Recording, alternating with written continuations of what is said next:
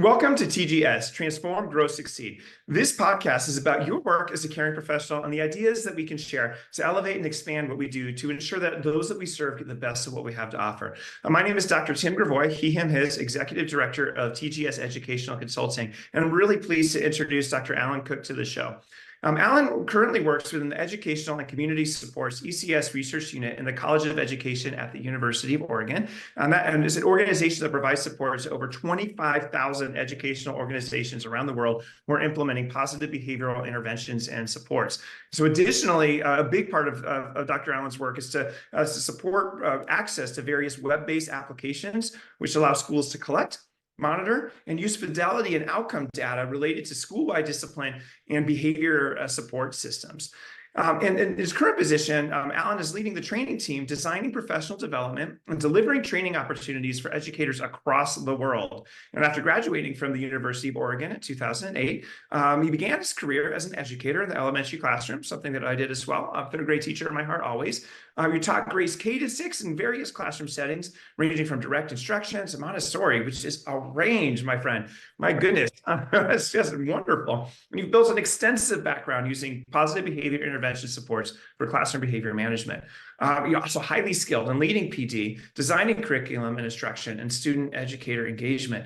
But in addition to being an elementary school classroom teacher, you've also worked to mentor teachers starting out in the field and really enjoy helping educators find that spark that excites them about the craft. And a favorite role in teaching and working with students of all ages seems to be just where your sweet spot really is, and helping just to improve that culture and climate. And congratulations on recently earning your doctoral degree in educational leadership at the University of Oregon. So did I get all that right? That sounds great, Tim. Thanks. It's great to be here. Excellent. Well, and it really is. I'm so glad that you agreed to come onto the show because it really is one of the data is such a missing ingredient when it comes to positive behavior intervention and supports, even though it is so heavily emphasized as part of the training. And I invited you on the show really to talk about data. And for many, many educators, data seems to be this four-letter word that just makes our neck muscles tense up, when we hear it. And I can tell you, if I really wanted to ensure maximum disengagement at the start of a training I was leading, I would say, "Welcome to our data presentation." That's what I would do. And I'm just really hoping today that you might help us fall in love with data in a new way. But I'm wondering, though, just as we get started, maybe could you tell us just maybe a little bit more about yourself and what you do? Sure. Yeah, absolutely. So as you mentioned, I'm the training team lead at PBISF. So working there in the educational and community supports in the University of Oregon, so College of Education in the University of Oregon. So we are a software company nestled within a research unit, nestled within the College of Education. So it's kind of an interesting nesting situation. But we work with educators all over the world. All the way down to the classroom level. So we work with teachers, we work with staff members, we work with principals, superintendents, all the way up to state and federal level people working in education to help them better understand classroom management and data and how to use data to improve climates at the building level in the classroom. So that's one of the big things that we do, and one of my passions, especially here lately, is digging down into equity and some of the problems with equity when it comes to education, more precisely with discipline, and looking at the ways disproportionality creeps into discipline when it comes to referrals for those traditionally marginalized student groups. So yeah, it's very rewarding work. It's a whole lot different than being in the elementary school classroom for sure. But it's a joy to work with educators all over the world and to be able to have these conversations about data and making schools better for students and staff as well. Yeah, and I really just love that you brought up that equity lens to it too. I believe it's Dr. Gladstone Billings who says, like, your racism will be revealed in your data. Like that's what it would be. I'm paraphrasing the quote probably horribly, and I'll make sure that the perfectly accurate quote ends up in the show notes for sure.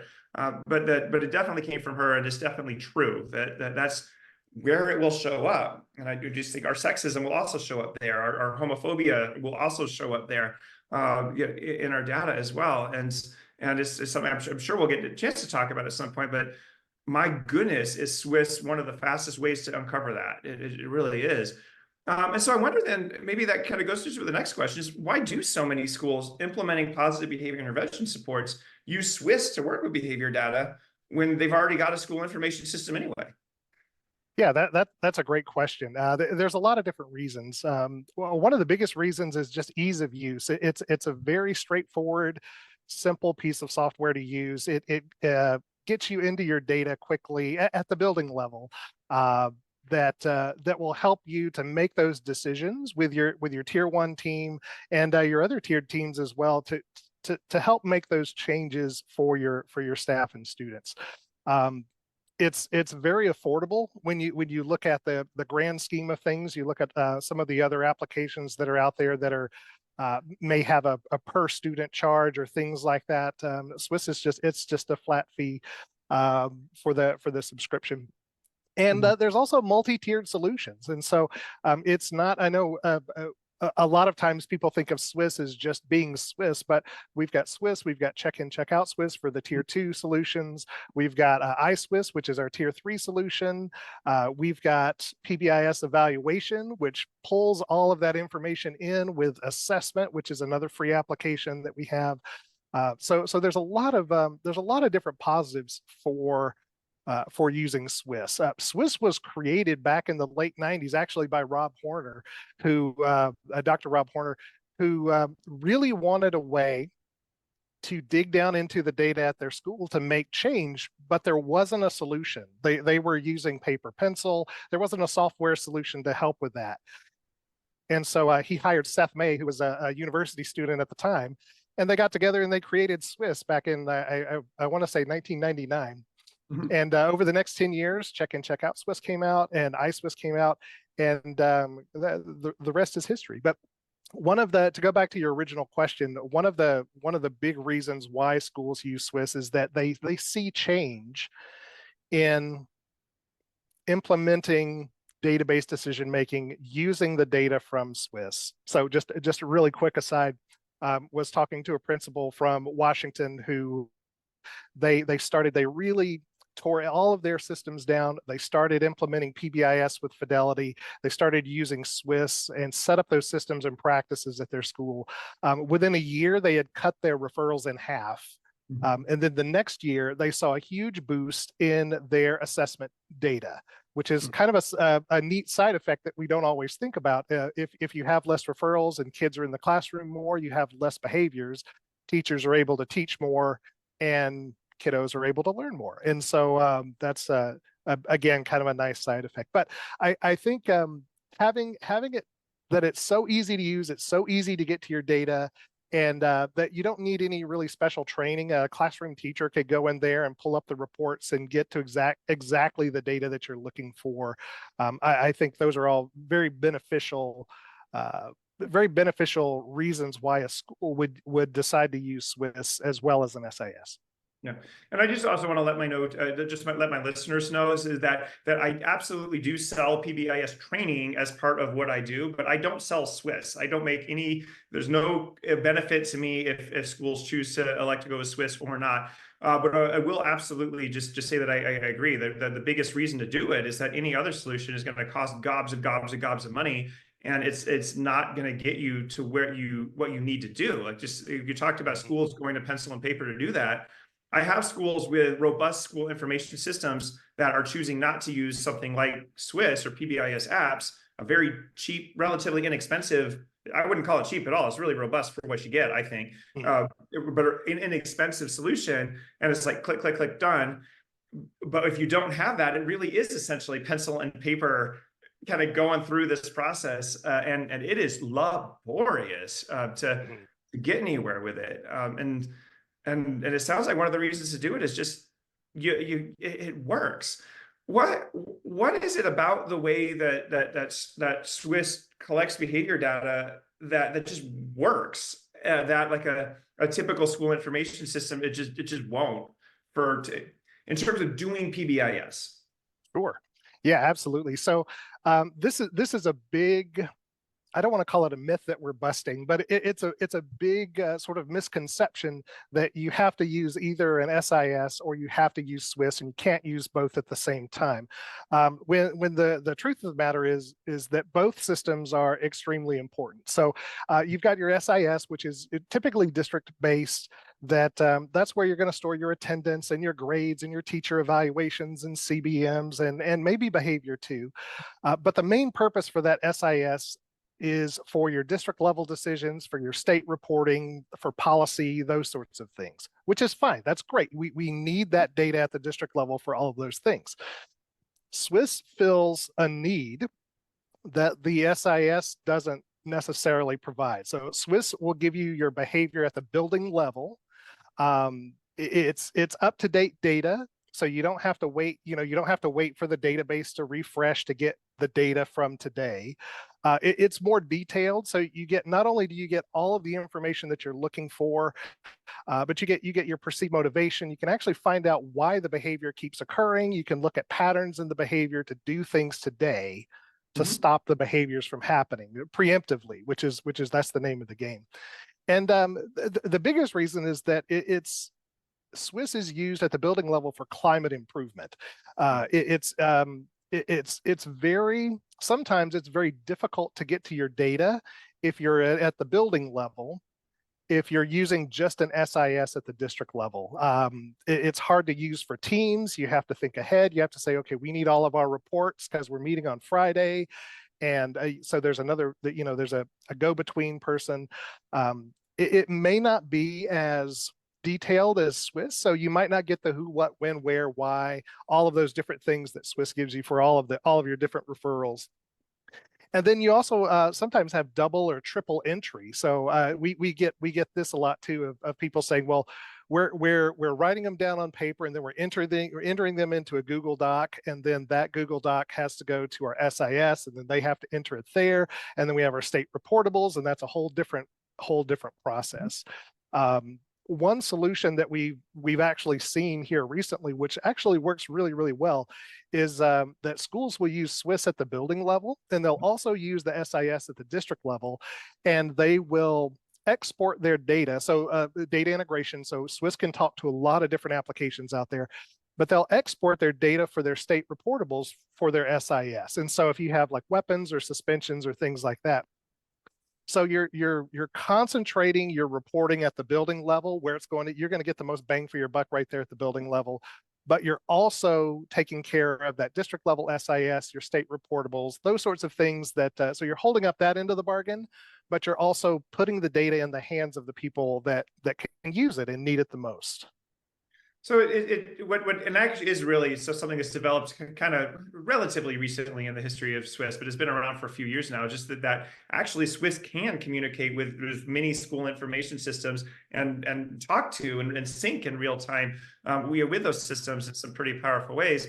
But probably the most important reason, it sounds like, why schools use Swiss and use the PBIS apps suite to work with behavior data versus the school information system is that in terms of building level decisions, we really need building level data, and the school information system tends not to offer that kind of nuance. Yeah, exactly. So, I mean, if there's, let's say, for example, there was a fight yesterday on the playground. We've got 5 kiddos that were in that fight. And our meeting is today, our meeting is this afternoon. There's a good chance if we were using an SIS, if we were using some sort of a district-based system, we would not have very detailed information on that yet. Where Swiss, as soon as those referrals are entered, you can look up those things, and not only looking from very zoomed out bird's eye view of your school and kind of your I want to say the vital signs of your school, right? So your pulse, your heartbeat of the school, but you can also zoom all the way into individual students to check for patterns. And so, that's one of the most powerful things I think about Swiss, is that you can start to see these patterns. So if I notice that, I've got Tim, and every Friday at 10 o'clock, Tim dumps his desk and screams and yells in math class and runs out the door, I can see that pattern in the data, and then I'll be able to come back and say, well, wait a second, what class does Tim have at 10 o'clock on Friday? Oh, it's math. okay, maybe this isn't a behavioral issue that we're talking about. Maybe this is kind of, like you said earlier, shining a spotlight on a deficit somewhere else. So maybe, maybe Tim needs to work on his multiplication tables. And that's why, every Friday they do a multiplication speed test, and Tim would rather dump a desk and leave the room than to be seen as the kid who doesn't know his multiplication table. So yeah, absolutely. And just to go back to your point on data integration as well, that's been a huge thing over the past 5 years, or even the past 10 years, where educational software has flooded the market. Everybody is using something to record data. And here, just over the last couple of years, we've really worked hard at PBIS Apps to help SWIS and some of our other applications integrate with those SIS applications, much more so than maybe 5-6 years ago. So if that's something, if folks are like, well, we can't use SWIS because it doesn't talk with our Sunshine Academy, software that we use at the district office, then it's worth another look. Because it probably actually does work pretty well. And I know what you're talking about too makes me just remember a time where, as a school principal, I remember just that I remember actually a pattern that emerged that actually I could see in SWIS pretty quickly, was where every Friday I had this group of fifth grade male identifying students, fifth grade boys, who were rushing to be first in line for lunch, and they were getting written up for minor defiance because they weren't listening to the monitor telling them to slow down. And the more that it was tucking into the referrals, the more it became real clear that, oh, we just got hungry kids, because on Friday was like pizza day, and we had they were the last lunch, and now I got a whole bunch of fifth grade boys wanting to be first in line for pizza, and because the actual consequence of all the kindergartners, first, second, third, and fourth graders eating all the pizza is they got left with salad. Like, no joke, it was pizza versus salad, and that's why the running was happening. And we could have solved that problem by yelling at the kids more. But the data let us know very clearly what it really was, because in both the notes and in both the just the perceived motivation, which is something I've never seen a school information system collect, is the most important key to that puzzle anyways. Why do we think students are engaging in these unexpected behaviors anyway? So so we've talked a lot about why, if we're going to work with PBIS data, obviously you work for PBIS Apps for a reason. You believe in this. I want you on the show talking about SWIS, because I think SWIS is without a doubt the very best way to go about doing this that I've ever seen. If I find another, I'll believe in that, but I haven't found it at all, and certainly not one where the price is really squarely within what any school can generally find a way to afford. But one of the things I want to talk about when we come back from break is, a lot of times I work with schools that are essentially doing PBIS in a very data-free way. And I'm wondering, maybe we could explore that, and why that might happen, and what the consequences might be when we come back from break.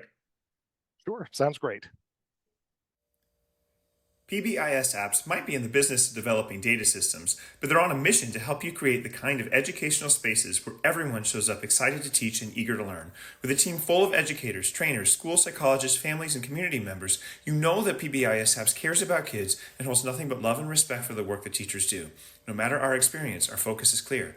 We're here to help you make sure you have access to the information you need to be as successful as you can be.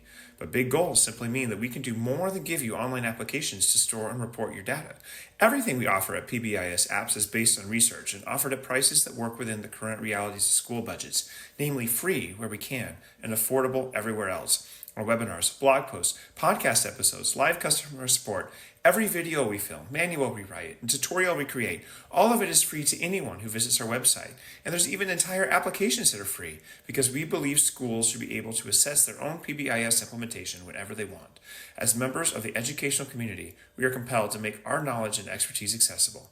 Our invitation for you to join us is always open, and we can't wait to meet you. And check out how we can support you, support your students at pbisapps.org.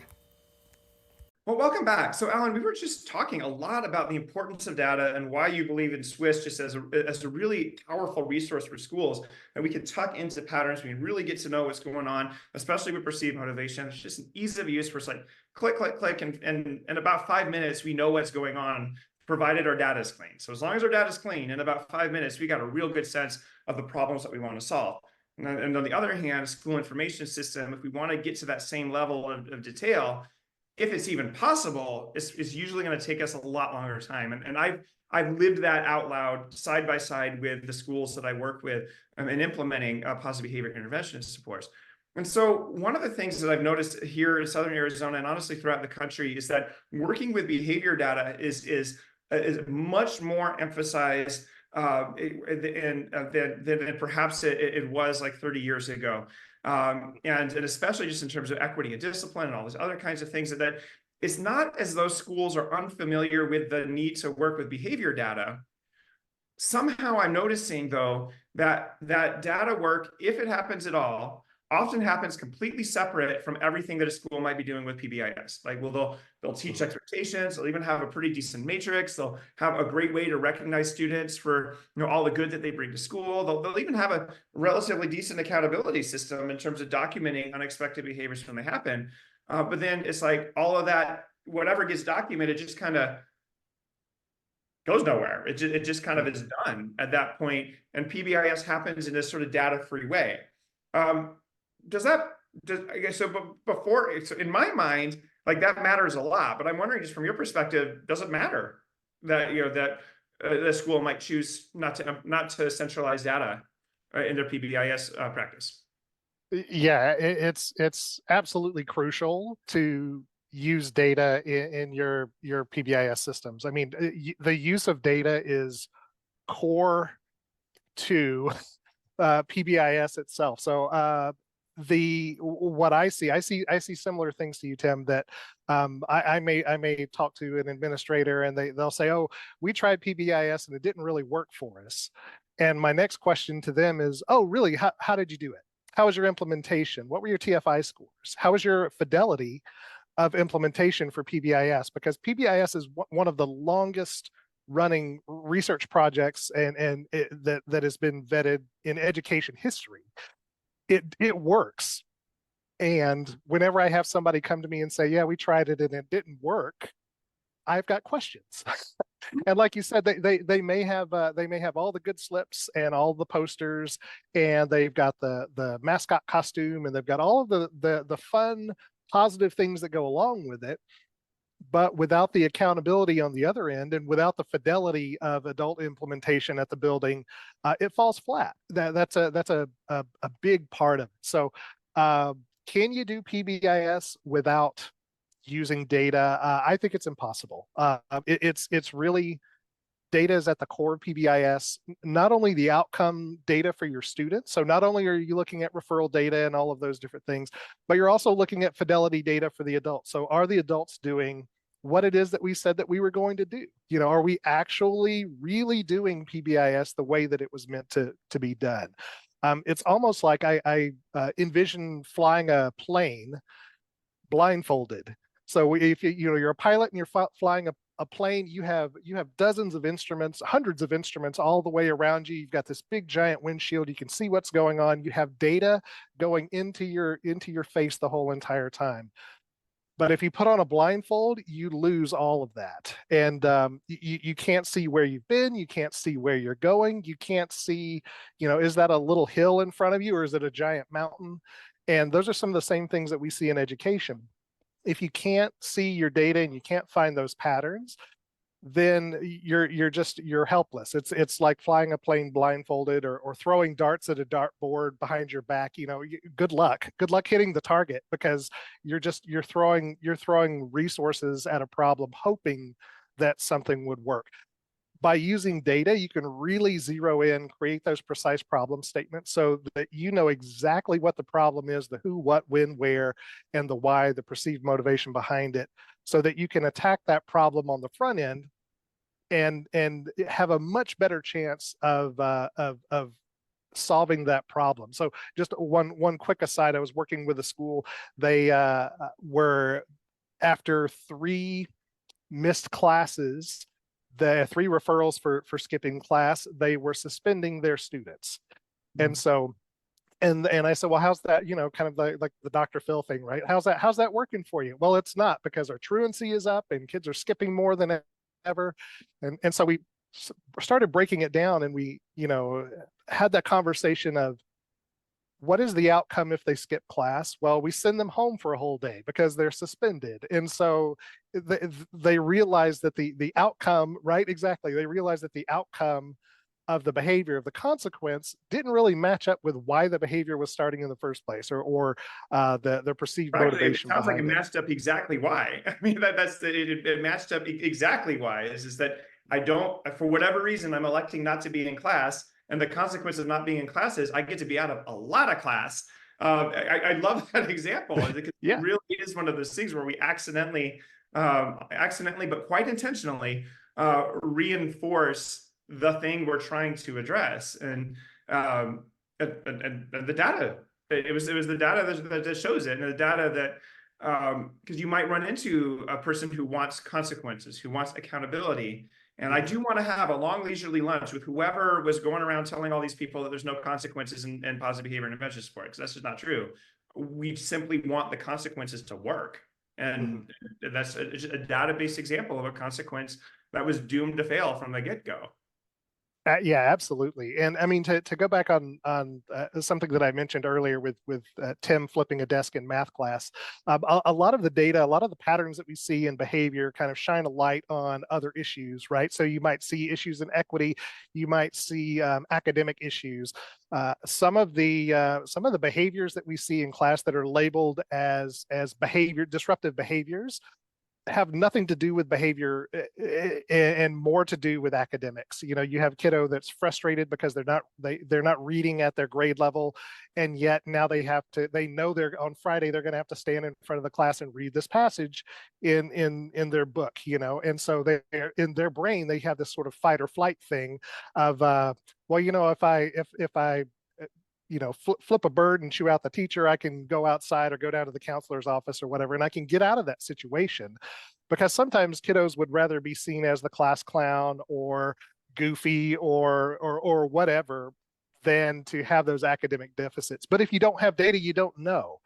And so those kiddos who may need help in language arts or may need help in math, instead of knowing that they need help in math, they're labeled or tagged as, well, that, you know, Tim has anger issues because every Friday he melts down in math class, and so we need more intervention, more behavioral interventions for Tim, when in fact you probably just need a minor academic intervention.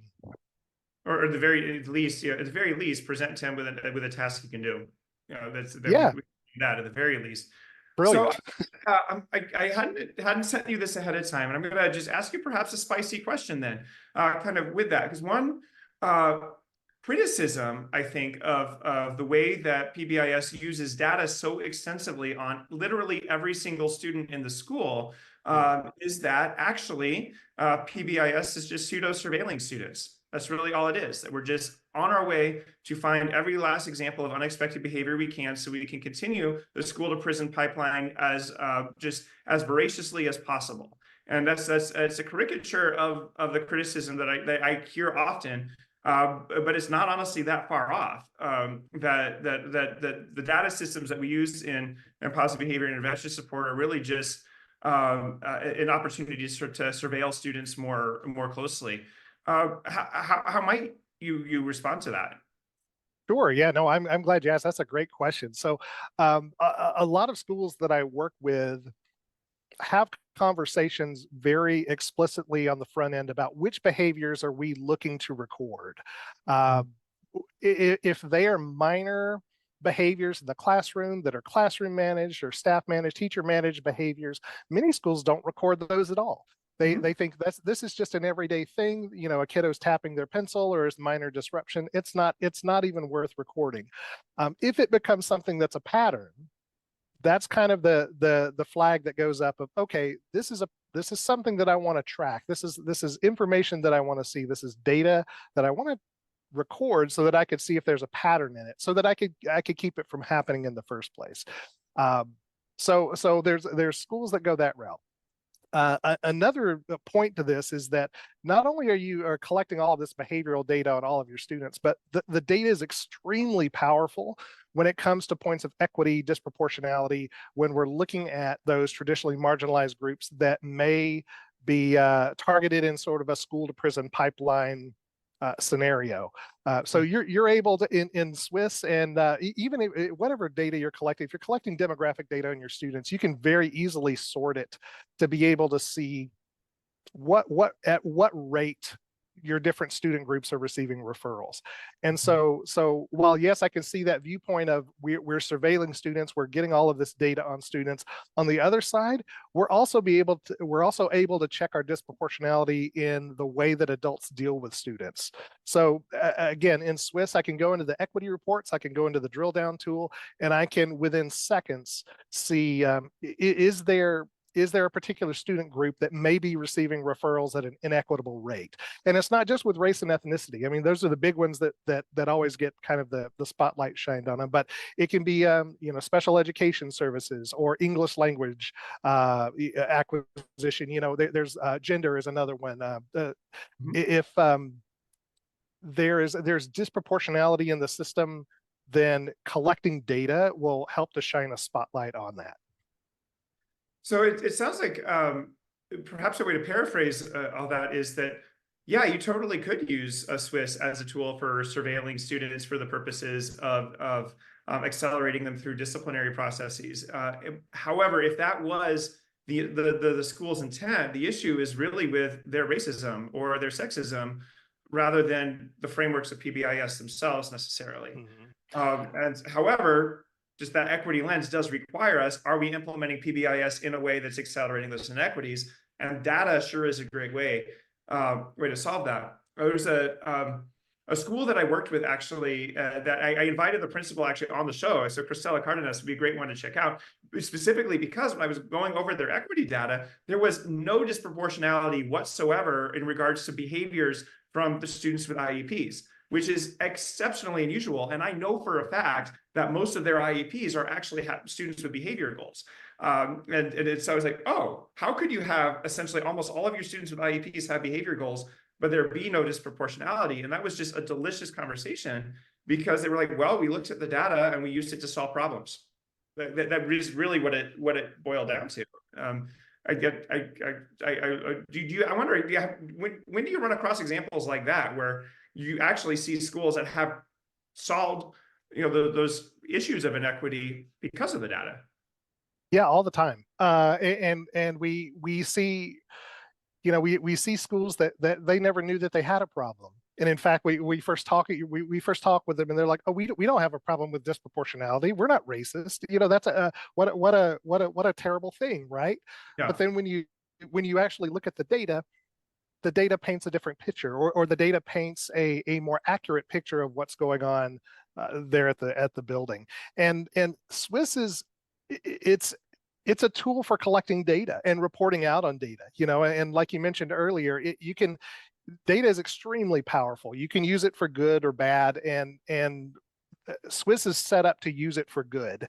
So it's we tend to aim people in that direction that we want to use this data for good. We want to build these positive, predictable environments for our staff and students, and the best way to do that is to look at your data on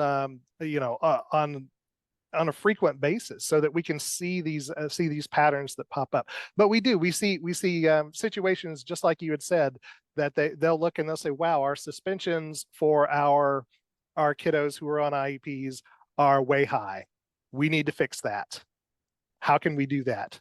And that's that next step. That next step is the piece that's missing so often. Is we've got our data, we collected our data, we look at our data. Now what, right? So solution development and action planning, like you said, that part. They look at it and they go, oh, this is a problem we need to solve, and we're going to do X, Y, Z by such and such a date, and these are the people who are going to be responsible, and this is the adult fidelity accountability that's attached to that. And that's how real change happens. Don't get me wrong, the tickets and the posters and the assemblies and all those things are great and a huge part of PBIS. But until you can get to that other side of things where you're developing solutions and you're action planning for problems that are happening right now in your school, then it's kind of like the Lorax. Unless somebody does that, things aren't going to change. They're unless somebody cares an awful lot. I don't know. I can't remember the exact quote, but it's that's there. And And honestly, Alan, here's the, and I don't want the PBIS police to come get me for saying this at all, but like so I training and training schools in tier 1, tier 2, tier 3 PBIS has been one of the just biggest privileges of my career over the last 7 years that I've had the opportunity to do that and really walk side by side with schools. And I would agree that the schools that use their data, that make data-based decisions, tend to get to the results that we're intending to see. And the schools that rely, we can't solve tier 3 problems with a tier 1 ticket. We're just not going to get there with those kinds of things. And it's the data that's going to really make the difference. And so, again, the PBIS police, if you're listening, I swear we're cool. But what I've honestly wondered about is maybe we're doing this training thing all wrong, and we really need to focus on training in the data part first, and really emphasizing that data inside and out. And then from there, I really start to think about, okay, now the matrix makes sense. Now why we're doing this training on perceived motivation makes sense. Now why we're talking about, prevention, teaching, recognition, like why do those things make sense? Because they tend not to make sense in the order of events that classic trainers would use. And I have honestly bumped up the data part like extensively just for that reason. And I'll even usually do that whole staff before I even work with a smaller team, because I want everyone to understand when you are asked to write this referral, it goes somewhere and it gets used in these ways.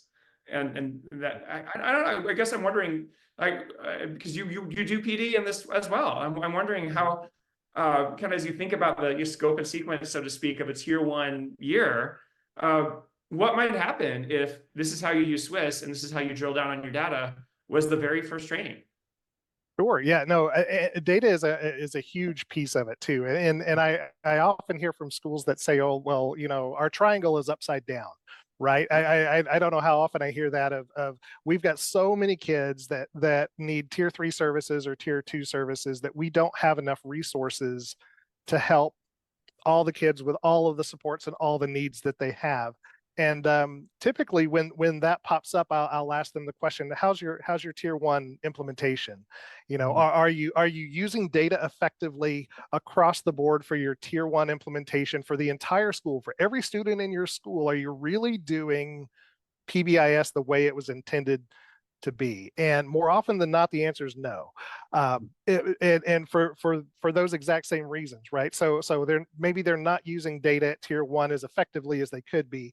And the side effect of that is when they go back to tier 1 and they start pouring more time and energy and resources into creating an environment for all students, it helps those kiddos who need tier 2 and tier 3 supports. And so when they come and they say, well, our triangle's upside down, we have a whole lot of students that have a whole lot of severe behaviors, then that is a kind of a red flag to me, to let me know that those students are not getting some of those basic supports at tier 1 that they need. So I wholeheartedly agree that using data, especially at tier 1, is vital, not only to support all of the students and to keep them from needing those extra supports, but also it supports the kiddos who need the extra supports. And we find often that schools that are implementing tier 1 with fidelity and have high TFI scores and things like that, they are able to better support those kiddos at the higher tiers because they already have built that foundation of support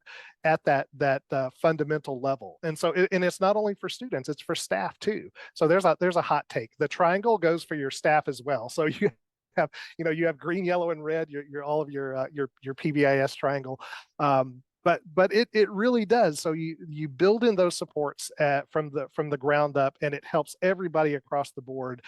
And I see so many schools doing it backwards. They're pouring so much time and effort into the handful of kiddos that have the most severe behaviors. And I get it. Those are the kiddos that pop up, and those are the kiddos that are like, oh, this needs to be solved right now. Yes, it does need to be solved right now. Wholeheartedly agree. And some of that effort and resource and time put back into tier 1 will help to alleviate some of that stress at tier 2 and tier 3, especially over the last couple of years. So we get a lot of feedback of things have just been nuts since COVID shut everything down and we came back, and now it's like we're starting over completely, and the social expectations and academic expectations and behavior in the classroom is crazier than it's ever been. Mhm. And that to me translates into now is the most important time to go back to those PBIS tenets and look at your tier 1 implementation and see what are we doing across the school to make this a great place for everybody. Mhm. And that, just being, and we'll go to break after this, but that being a whole lot more than tickets and assemblies and things like that. Important, essential. You're not going to implement with fidelity without those kinds of things. However, being able to solve problems in real time on a school-wide level requires quick access to data in order to do. So let's go ahead and take a break. And when we do come back, let's have a final thought from Dr. Alan Cook, just about our conversation about the importance of data and positive behavior intervention supports, and just the importance of data and promoting a positive school culture where students can be successful in general. Creating inclusive classrooms for students with ADHD is the perfect short online course to learn how to transform the school experience for students with ADHD and to enhance your ability to support their learning. You'll discover evidence-based strategies to improve the social, emotional, and academic success of students with ADHD, even without formal treatment plans or special accommodations. By the end of this course, you'll have an in-depth understanding of ADHD and its impact on learning, how to advocate effectively for students with ADHD, learn how to provide frequent prompts and positive feedback, some amazing strategies that'll reduce unhelpful behaviors and encourage helpful ones, and respond to symptoms of ADHD in a way that enhances connection, reduces teacher frustration, and boosts student success. It's an amazing course, and I hope to see you there. Well, welcome back. And we've just been speaking with Dr. Alan Cook from PBIS Apps.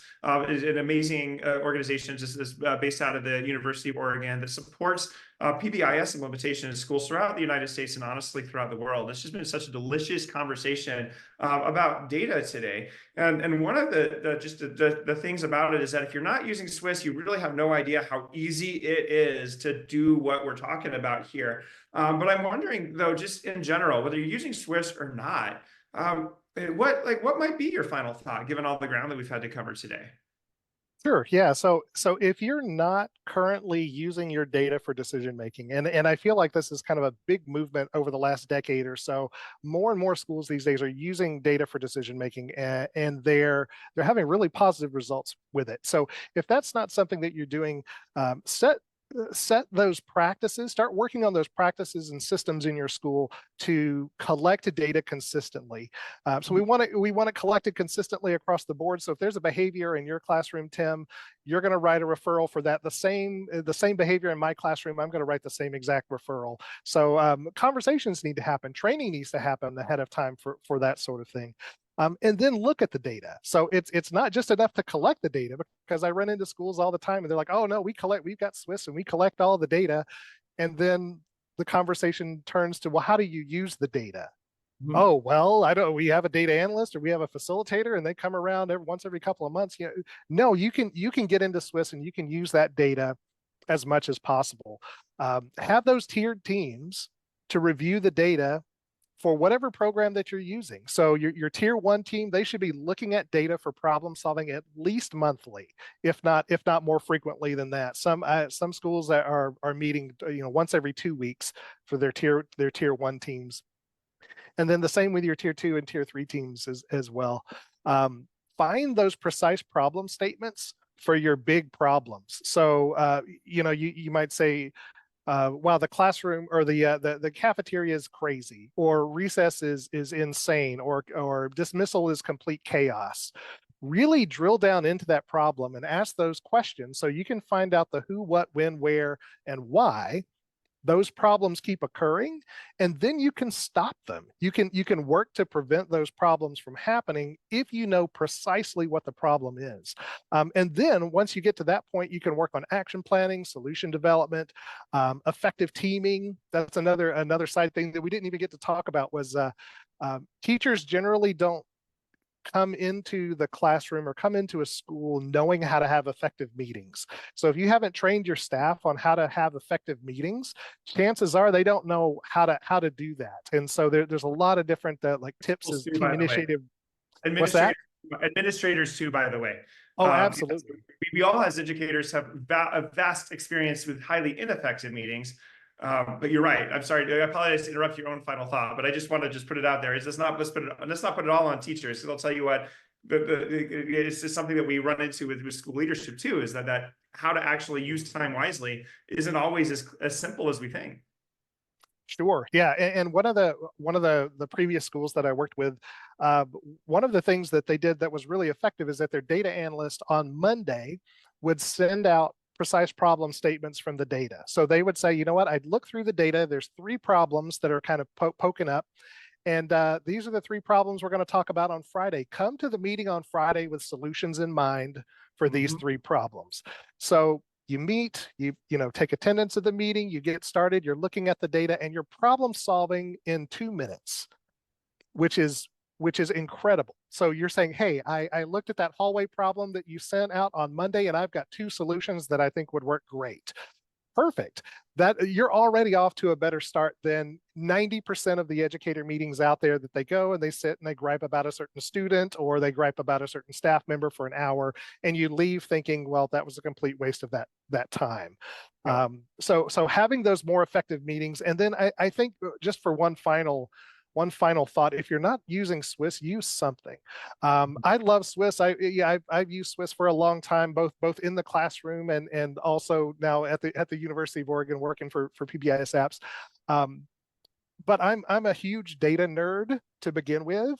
And if I wasn't using Swiss, I'd be using something else. I would want access to that data at my fingertips so I could solve those problems. So if you're not using Swiss, use a Google Doc, use some other kind of application, get that data and get that data in the hands of the people that can use it to make change in your classrooms. Yeah. And I appreciate that just so much. It's just fantastic having you here just to really talk about, just really what the power of that data is and how there are tools available to make that process very, very, very quick. And then I just can't resist that nugget of have that problem statement done ahead of time. Do not come to the meeting developing that statement. That is just a giant waste of time. Come to that meeting ready to solve problems. And once the matrix is on the wall and the posters are on the wall and the tickets are getting given out, once that's done, that really is the work of your team at that point, is solving problems. That is what we're doing here. Dr. Alan Cook, thank you so much for being here today. And just thank you so much for sharing your experience, your passion for data, and just some facts about why we might need a tool like Swiss, and if not Swiss, something else, to really do the work of positive behavior intervention and supports. Listeners, I really hope you enjoyed our show, and I definitely hope that you reach out to me or Dr. Allen with your thoughts on our conversation. You can find Alan on LinkedIn. You can also email anybody at PBIS Apps because Alan's definitely going to be one of the folks who's there getting those messages. And you can also find me on Instagram at TGS Educational Consulting. And I'm sure both of us are grateful for your likes, follows, and comments and follow-up questions, both here on YouTube and on Instagram. And until next time, everyone, I just hope that every one of us has as many opportunities to be as good and generous with ourselves as we are with those that we serve.